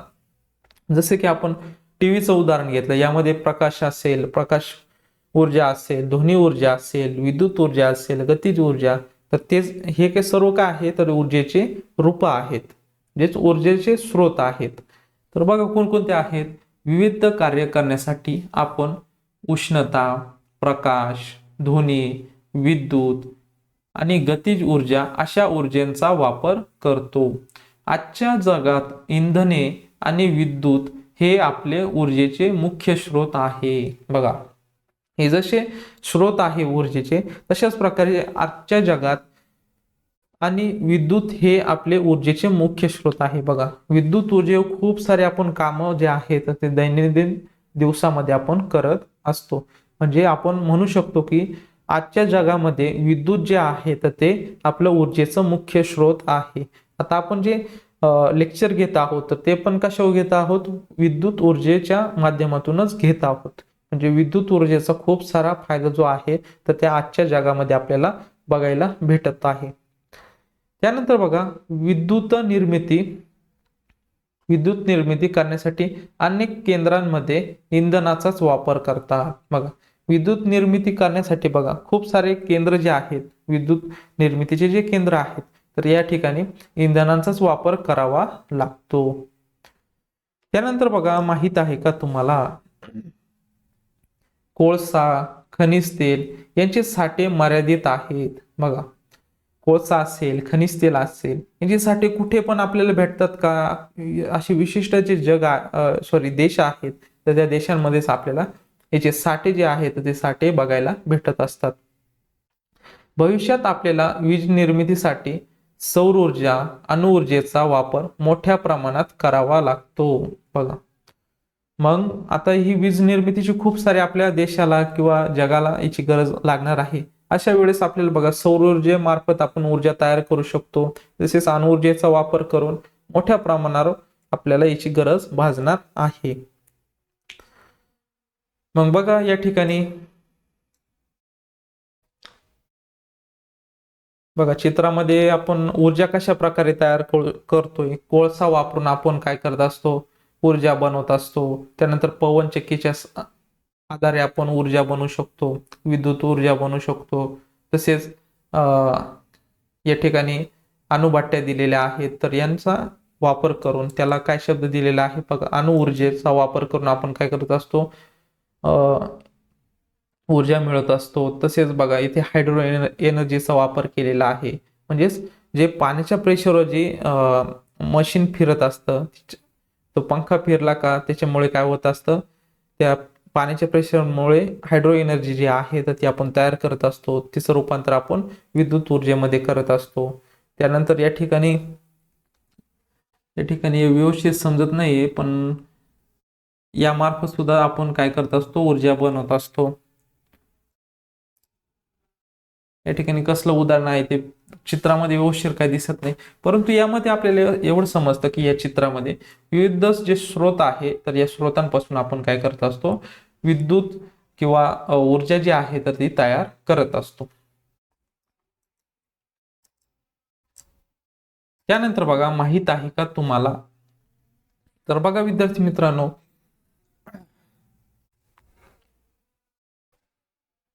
या ठिकाणी बघा, माहित आहे का तुम्हाला, यामध्ये बघा सूर्यप्रकाशाचा वापर करून विद्युत निर्मिती करणाऱ्या बॅटरीही असतात. बघा, सूर्यप्रकाशाचा वापर करून म्हणजे सौर energy is converted into electrical energy. अशा प्रकारे ज्या बॅटऱ्या आहेत तर त्या बॅटऱ्या पण असतात, म्हणजे सूर्याचा प्रकाशाचा वापर करणार आणि त्यामार्फत विद्युत निर्मिती करत असतात. अशा बॅटऱ्या पण आपल्याला बाजारात भेटत असतात. त्यांना काय म्हणत असतात, तर सौर घट म्हणत असतात. त्यांना सूर्यापासून एनर्जी मिळवत असतात, म्हणजेच विद्युत निर्मिती करत असतात. त्यांना आपण काय म्हणत असतो, सौर घट असे म्हणत असतो.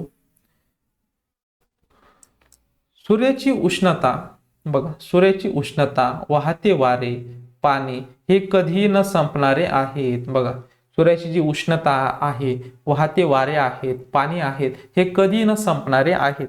त्यांच्यापासून आपण काय करत असतो, वीज निर्मिती केल्यास प्रदूषण होत नाही. बघा, सर्वात महत्वाचं काय, प्रदूषण झालं नाही पाहिजे. हे जे स्रोत आहे, उष्णता असेल, सूर्याची उष्णता आहे, वारे आहेत, पाणी आहेत, तर सूर्याच्या उष्णतेचा वापर करून आपण सौर ज्या बॅटऱ्या आहेत तर त्या वापरू शकतो. विद्युत एनर्जी करू शकतो, म्हणजे जे सौर पॅनल आहे त्यांचा वापर करून आपण म्हणजे प्रदूषण न करता आपण ते काय करत असतो, तर ऊर्जा जी आहे, विद्युत ऊर्जा जी आहे तर ती तयार करत असतो. आता वारे जे आहेत, वाहते वारे, ते पवनचक्क्या ज्या आहेत तर त्या पवनचक्क्या जेव्हा पाते फिरतात, मग त्यावेळेस ती एनर्जी आहे तर ती एनर्जी पण आपल्याला फ्री, म्हणजे पोल्युशन न करता आपल्याला फ्रीमध्ये आपल्याला एनर्जी जी आहे तर ती एनर्जी पवनचक्की मार्फत भेटत असते. तसंच पाण्याच्या माध्यमातून, पाण्याच्या ज्या लाटा असतात किंवा धरणं असतात, धरणावरून जे पाण्याच्या प्रेशरने जे हायड्रो एनर्जीचा प्रोजेक्ट असतो तर ते पण एक आहे, तर ते पोल्युशन न करता आपल्याला एनर्जी त्यामार्फत भेटत असते. परंतु या पद्धती खूप महाग आहेत बघा. परंतु या पोल्युशन नाही करती, परंतु ते काय आहेत, खूप महाग आहेत. मात्र कुठल्याही पद्धतीने वीज निर्मिती करण्यासाठी पर्यावरणातील साधनांचा वापर होतो, याशिवाय खर्च हा येतोच. बघा, आपण जरी म्हणलो पोल्युशन फ्री, पण थोडाफार का होईना प्रमाणात तो खर्च जो आहे तो जास्त असतो. त्यामुळे कुठल्याही प्रकारच्या ऊर्जेचा वापर कमीत कमी प्रमाणात करण्याची सवय होणे हे आजच्या जगात गरजेचं आहे. यासाठी बघा, जी आपल्याला ऊर्जा भेटत आहे विद्युत ऊर्जा, मग ती आपण तिचा वापर कमीत कमी प्रमाणात केला पाहिजे, जेणेकरून ही जी ऊर्जा आहे तर ती ऊर्जा संपली नाही पाहिजे. मग यासाठी सर्वांनी प्रयत्न केला पाहिजे. जिथं गरज आहे तिथंच जी विद्युत एनर्जी आहे तर ती विद्युत ऊर्जा जी आहे तर ती वापरली पाहिजे. त्यानंतर बघा, हे नेहमी लक्षात ठेवा, काय सांगितलेलं आहे बघा, सूर्याची उष्णता, वारा, पाणी हे न संपणारे ऊर्जा स्रोत आहे. त्यांचा वापर पर्यायी ऊर्जा स्रोत म्हणून जास्तीत जास्त केला पाहिजे बघा. मग याचा खर्च जास्त आहे, पण हे जर वापरलं तर पोल्युशन न करता आपल्याला फ्रीमध्ये आपल्याला काय भेटत असते, विद्युत एनर्जी भेटत असते. म्हणजेच ऊर्जा स्रोत जे आहे हे तर हे खूप छान आहेत की न पोल्युशन करता आपल्याला याच्यापासून एनर्जी भेटत असते. त्यानंतर बघा, आपण काय शिकलो आजच्या जे लेक्चर झालं आहे आपलं, पदार्थ कशापासून बनतात, बारीक बारीक कण कशापासून, सूक्ष्म कणांपासून, हे आज शिकलो. पदार्थापासून आपण काय बनवत असतो, विविध वस्तू बनवत असतो. विविध वस्तू बनवण्यासाठी काय लागत असते, ऊर्जा लागत असते. ऊर्जा कशापासून तयार होत असते हे पण आपण शिकलो. ऊर्जेचे स्रोत बघितले, ऊर्जेचे कोणकोणत्या एका ऊर्जेचं रूपांतर दुसऱ्या एनर्जीमध्ये कशा प्रकारे आपण करत असतो हे पण आपण बघितलेलं आहे. मग आजच्या या पाठामध्ये आता पण काय शिकलेलो तर ते बघूयात. पहिलं काय सांगितलेलं आहे, आपल्या भोवतालच्या प्रत्येक पदार्थ हा काय सूक्ष्म कणांनी बनलेला आहे. म्हणजे कोणतीही वस्तू बघा सूक्ष्म कणांनी बनलेली आहे, यामधून आपल्याला समजतं. त्यानंतर आहे पुढील, एकाच पदार्थापासून अनेक वस्तू बनवता येतात. बघा, एक पदार्थ, मग आपण मातीचं जर उदाहरण घेतलं, त्याच्या माठ बनवता येतो, विविध वस्तू बनवता येतात. तसेच मातीला आकार देऊन पुतळे बनवू शकतो. विविध बैल, गाय यांचे जे आकार आहेत त्यापासून त्या वस्तू आपण बनवू शकतो. किंवा मातीपासून भांडे पण बनवू शकतो. म्हणजेच एकाच पदार्थापासून अनेक वस्तू बनवता येतात हे आपण शिकलेलो आहोत. त्यानंतर बघा, पदार्थ स्थायू, द्रव आणि वायू अवस्थेत असतात हे पण आपण शिकलेलो आहोत. त्यानंतर बघा, कार्य करण्याच्या पदार्थाच्या क्षमतेला ऊर्जा म्हणतात. बघा, कार्य करण्याच्या पदार्थाच्या क्षमतेला काय म्हणत असतो, ऊर्जा असे म्हणत असतो. त्यानंतर बघा, सर्व गतिमान वस्तूंमध्ये गतिज ऊर्जा असते. म्हणजे ज्या वस्तूंमध्ये गती असते त्यामध्ये आपण काय म्हणत असतो, सर्व गतिमान वस्तूंमध्ये आपण गतिज ऊर्जा असते असं आपण म्हणत असतो. त्यानंतर बघा, विविध कार्य करण्यासाठी उष्णता, प्रकाश, ध्वनी, विद्युत अशा विविध ऊर्जा रूपांचा आपण वापर करत असतो. बघा, विविध कार्य करण्यासाठी उष्णतेचा वापर करून आपण कार्य करत असतो. तसेच प्रकाश ऊर्जेचा वापर करून आपण काय करत असतो, विविध कार्य करत असतो. ध्वनी ऊर्जा असेल, तसेच विद्युत ऊर्जेचा खूप साऱ्या प्रमाणात आपण आपल्या दैनंदिन जीवनात जो आहे तर आपण वापर करत असतो. तर हे आपण आज शिकलेलो आहोत. त्यानंतर बघा, सूर्याची उष्णता, वारा, पाणी हे ऊर्जेचे न संपणारे काय आहेत तर स्रोत आहे. बघा, सूर्याची जी उष्णता आहे, तसेच वारा आहे, पाणी जे आहे तर हे ऊर्जेचे न संपणारे काय आहे, स्रोत आहे. त्यापासून पोल्युशन न करता आपण काय करू शकतो, ऊर्जा जी आहे तर ती ऊर्जा तयार करू शकतो. हे पण आजच्या या पाठामध्ये आपण शिकलेलो आहोत. आता आपल्याला स्वाध्याय वरील प्रश्न सोडवायचे आहे. यामध्ये बघा काय करावे बरे. पाहुण्यांसाठी पटकन सरबत करायचा आहे पण घरात खडी साखर आहे. आता पाहुण्यांना सरबत बनवायचं आहे परंतु त्यासाठी साखर लागत आहे. मग खडी साखर आपण काय करू शकतो, खलबत्त्यात कुटून काय करू शकतो, त्याची पूड करू शकतो व आपण सरबत बनवू शकतो. पण सरबत त्याने काय सांगितलेलं, घरात केवळ फक्त खडी साखरच असेल. अशा वेळेस पाण्याचं प्रमाण आणि खडी साखरेचं प्रमाण एका लेवलला असं येईन का ती त्याची चव जी आहे तर ती छान लागणार आहे. मग अशा प्रमाणात आपल्याला पाणी आणि खडीसाखरेचं प्रमाण घ्यायचं आहे, जेणेकरून आपला सरबत जो आहे तर तो सरबत चांगला लागणार आहे. त्यानंतर बघा पुढे काय सांगितलेलं आहे, मक्याच्या कणसावर लावलेलं मीठ आहे पण फक्त खडे मीठ उपलब्ध आहे. बघा मीठ हवे आहे पण ते मीठ जे आहे तर ते संपलेलं आहे, पण त्याच्याकडे काय आहे, फक्त आता खडे मीठ आहे.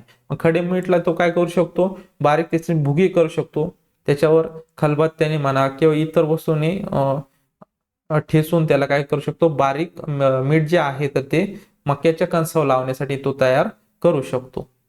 अशा प्रकारे या प्रश्नाची उत्तर जी आहे तर ती तुम्हाला लिहायची आहे. त्यानंतर दुसरा प्रश्न आहे, जरा डोके चालवा. कापराच्या वड्यांचा आकार हळूहळू कमी होताना का दिसतो. बघा आपण पाठामध्ये याचा जो अभ्यास आहे तर तो अभ्यास बघितलेला आहे, म्हणजे या प्रश्नाचं उत्तर बघितलेलं आहे. कापराच्या वड्यांचा आकार जो आहे तर ते हवेमध्ये काय होत असतात, हवेच्या सानिध्यात आल्यानंतर त्यांचं बारीक बारीक कणांमध्ये रूपांतर होत असतं. मग हे मग हवेच्या सानिध्यात आल्यानंतर हळूहळू त्यांचे कण काय होतात तर सेपरेट होत असतात. म्हणून जे डांबर गोळ्या आहे किंवा कापराच्या वड्या आहेत तर ते काय होतात, बारीक बारीक झालेल्या आपल्याला दिसून येत असतात. त्यानंतर बघा पुढील प्रश्न आहे, सार्वजनिक वाहनांचा उपयोग केल्याने इंधनाची बचत कशी होते. बघा आता आपण तुमच्या वर्गातील 5 विद्यार्थी घेतले, समजा आता हे मोठे झाले, कामाला जातात ते, आणि हे प्रत्येक ज्याचे त्याचे वाहन घेऊन जात आहे. आता 5 जण घेऊन गेले तर 5 गाड्यांना किती 2 किलोमीटरला किंवा 10 किलोमीटरला जेवढं इंधन लागतं, म्हणजे त्यांचं काम जे आहे तर ते एका ठिकाणापासून या ठिकाणी त्यांचं काम आहे. म्हणजे 5 जण जर गेले, 2 3 4 आणि हे 5, हे 5 जण जर या ठिकाणी पोहोचले तर या ठिकाणी बघा खूप सारं इंधन जे आहे तर ते इंधन लागणार आहे. परंतु तेच जर त्याच ठिकाणी बघा आपलं ठिकाण जे आहे तर ते सेम आहे, परंतु जे बसने जर गेले, बस जी आहे तर त्यामध्ये ते आरामशीर खूप सारे व्यक्ती यामध्ये बसत असतात. ते जर बस न गेले तर बघा या ठिकाणी किती वाहन वापरलेले आहे, 5 वाहन, आणि या ठिकाणी किती वापरलेले आहे, एकच वाहन. बस जे आहे, सार्वजनिक वाहन जे आहे तर ते एकच वापरलेलं आहे. मग सांगा बरं, या 5 वाहनांना जास्त इंधन लागणार का या खालच्या याला, तर इंधन जास्त या ठिकाणी लागणार आहे. या ठिकाणी काय लागणार आहे, कमी लागणार आहे. मग त्यासाठी बघा सार्वजनिक वाहनांचा आपण जर उपयोग केला तर नक्कीच इंधनाची काय होणार आहे, बचत होणार आहे. या उदाहरणातून आपल्याला व्यवस्थित समजतं. त्यानंतर बघा आता पुढील प्रश्न काय विचारलेला आहे आपल्याला, खालील प्रश्नांची उत्तरे लिहा.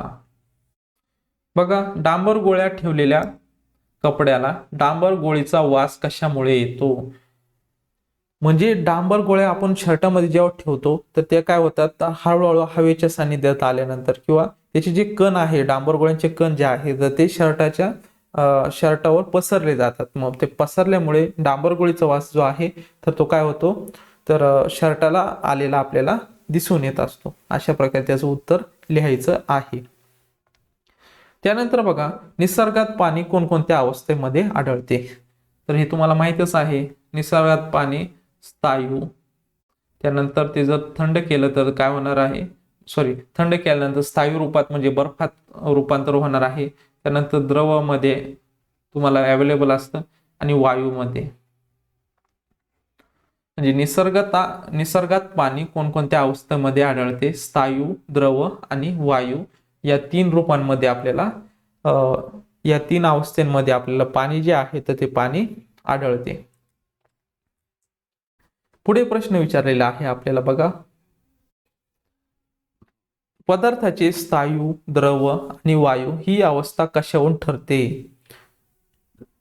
तर प्रत्येक पदार्थाला वेगवेगळे गुणधर्म असतात. काहींचे गुणधर्म जे आहेत तर ते द्रवासारखे असतील तर त्याला आपण द्रव म्हणत असतो, द्रव स्वरूपात असतील तर त्यांना द्रव म्हणत असतो, गॅसेस किंवा वायूच्या स्वरूपात असतील तर त्यांना आपण वायू म्हणत असतो, स्थायूमध्ये असतील तर त्यांना स्थायू म्हणत असतो. अशा प्रकारे म्हणजे पदार्थाचे स्थायू, द्रव, वायू ह्या अवस्था कशामुळे ठरतात तर ते गुणधर्मांमुळे. त्याचे जे काही गुणधर्म असतात त्या गुणधर्मांमुळे आपण त्याच्या काय आहे तर त्या पदार्थाची अवस्था ठरवत असतो. त्यानंतर बघा, ऊर्जा कशाला म्हणतात? या ठिकाणी आपण बघितलेलं आहे बघा, कार्य करण्याच्या या ठिकाणी कार्य करण्याच्या पदार्थाच्या क्षमतेला आपण काय म्हणत असतो? ऊर्जा असे म्हणत असतो. अशा प्रकारे या प्रश्नाचं उत्तर तुम्हाला लिहायचं आहे. अशा प्रकारे या प्रश्नाची उत्तरं तुम्ही म्हणजे उत्तरं लिहू शकता. आता उपक्रम त्यांनी दिलेला आहे बघा, मातीपासून विविध वस्तू तयार करा. बघा, मातीपासून विविध वस्तू तुम्हाला तयार करायच्या आहे. चूल बनवू शकता किंवा इतर जे काय मातीपासून तयार पिंड करू शकता, मातीपासून पिंड पण तयार करू शकता तुम्ही. अजून खूप साऱ्या गोष्टी ज्या आहेत त्या मातीपासून तुम्ही तयार करू शकता. त्यानंतर अजून दुसरा उपक्रम काय दिलेला आहे, लाकडी वस्तू तयार होतात त्या ठिकाणाला भेट द्या. म्हणजे ज्या लाकडाच्या मिल असतात किंवा सुतार ज्या ठिकाणी बघा काम करत असतात त्या ठिकाणी तुम्हाला भेट द्यायची आहे. मग त्या ठिकाणी भेट दिल्यानंतर तुम्हाला तिथे निरीक्षण करायचं आहे की त्या ठिकाणी बघा खूप सारे उबड-धोबड लाकडं असतात, त्यांना आकार नसतो, सुरुवातीला ते आकार देतात. आकार दिल्यानंतर त्याची वेगवेगळ्या साईजमध्ये कटिंग केली जाते. त्यातून मग बघा भुसा निघला, लाकडाचा जो भुसा आहे त्याला बारीक बारीक आपण कण म्हणत असतो, तर ते त्या ठिकाणी साठलेले तुम्हाला दिसतील. मग त्यापासून व्यवस्थिशीर आकार बिकार देऊन वस्तू तयार केलेल्या आपल्याला त्या ठिकाणी दिसून येत असतात. तर हा आपला दुसरा उपक्रम होता. तिसरा उपक्रम बघूयात, महाराष्ट्रातील विविध वीज निर्मिती केंद्राविषयी माहिती मिळवायची आहे आणि वर्गात सांगायची आहे. तर बघा, महाराष्ट्रात जे विद्युत केंद्र आहेत तर ते बघा म्हणजे वीज निर्मिती केंद्र आहेत, त्यामध्ये हायड्रो एनर्जी असतील, तसेच पवनचक्क्या असतील, तसेच अजून वेगवेगळे जे वीज निर्मिती जे केंद्र आहेत ते वीज निर्मिती केंद्राची तुम्हाला काय मिळवायची आहे, माहिती मिळवायची आहे आणि वर्गामध्ये प्रत्येक विद्यार्थ्यांनी काय करायचे आहे, सांगायची आहे. तुम्ही ही माहिती नक्कीच चांगल्या प्रकारे शोधू शकता. अशा प्रकारे संपूर्ण आपण या पाठाचा जो आहे तर तो पाठाचा अभ्यास बघितलेला आहे. सर्व स्वाध्याय उपक्रमाचे आपण प्रश्न बघितलेले आहे. तर अशा प्रकारे आज आपण पदार्थ, वस्तू आणि ऊर्जा हा जो पाठ आहे तर या पाठाचा आपण संपूर्ण अभ्यास जो आहे तर अभ्यास हा बघितलेला आहे. तर बघा विद्यार्थी मित्रांनो, परिसर अभ्यास भाग 1 इयत्ता 5वी मधील हा जो विषय आहे तर या विषयामधील हा जो आजचा पाठ होता तर या पाठाचा संपूर्ण अभ्यास जो आहे तर या लेक्चरच्या माध्यमातून आपण बघितलेला आहे. पुढील पाठामध्ये आपण पुढील पाठाचा अभ्यास बघणार आहोत. तर विद्यार्थी मित्रांनो, तुम्हाला जर लेक्चर आवडला असेल तर नक्कीच तुमच्या मित्रांना शेअर करा. भेटूयात नवीन अशा एका लेक्चरमध्ये. तोपर्यंत धन्यवाद.